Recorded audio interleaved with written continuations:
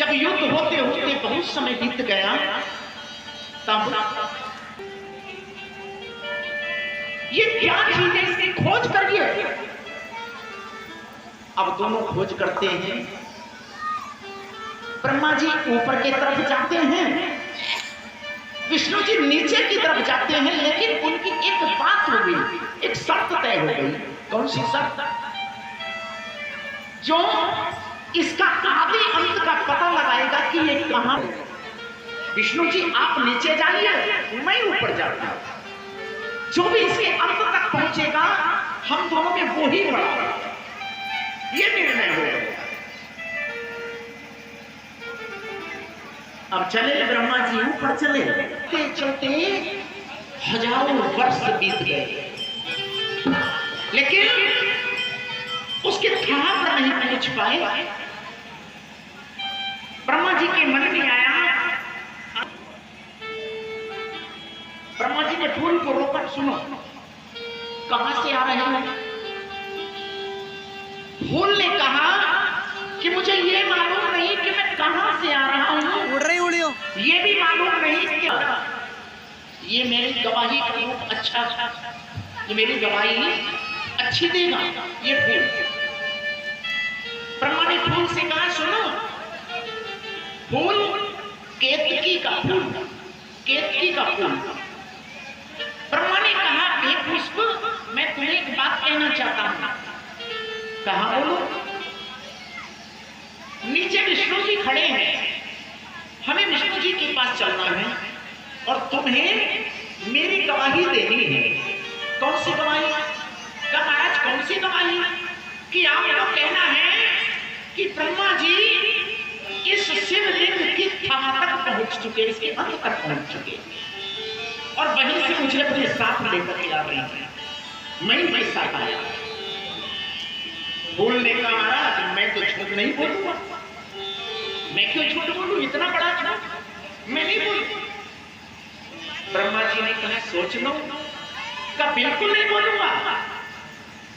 तुम जानते हो कि मैं ही सृष्टि का रचयिता हूं। ये ध्यान करो, आगे तुम्हें किस योनि में जन्म मिलेगा ये मेरे हाथ में है। जब ऐसा कहा तो फूल घबरा गया, और मेरा ये बाहर है, इस फूल को वहीं से लेकर के आया। जैसे कुछ और नीचे चले तो कामधेनु गाय रास्ते में मिली। कामधेनु से पूछा, माता तुम कहां से आ रही हो, कहां जाओगी? कामधेनु गाय ने कहा, मुझे पता नहीं मैं कहां से आ रही हूं और कहां मेरे जाने का ठिकाना है, मुझे क्या करें? ब्रह्मा जी बोली तो मेरे साथ चलिए।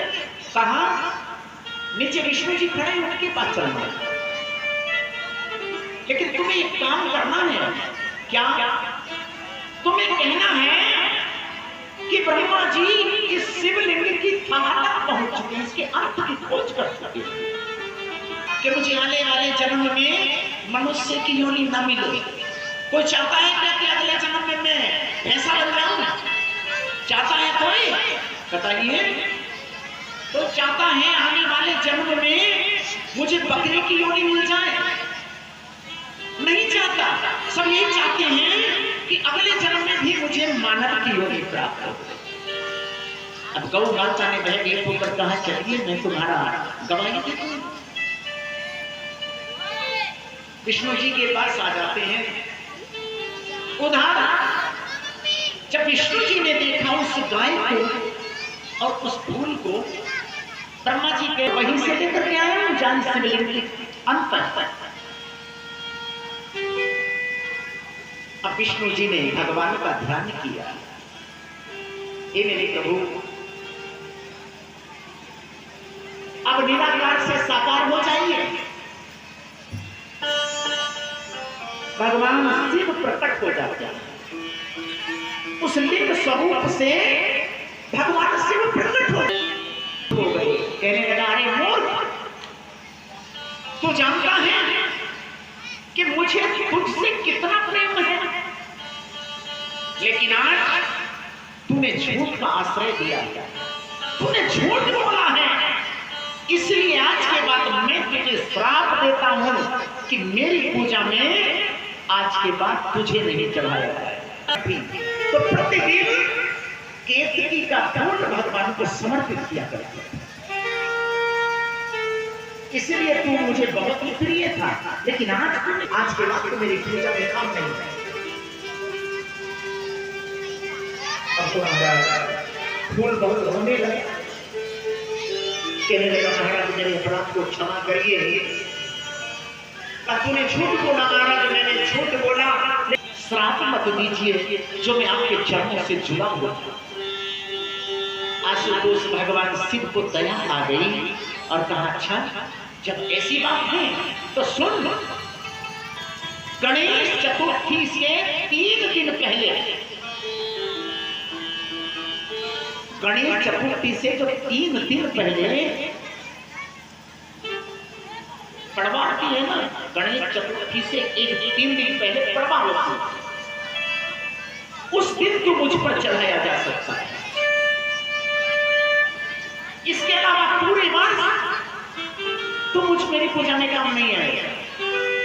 तब तो केतकी का फूल भगवान शिव की पूजा में नहीं चढ़ाया जाए। दंड मिल गया। अब गौ माता से पूछा, कहो का महाराज मुझे तो ब्रह्मा जी ने झूठ बोलने पर मजबूर किया गया, झूठ बोलने पर विवश कर दिया। गौ माता को भी दंड मिला और तो ये विष्णु ये ही मेरा लिंग स्वरूप है,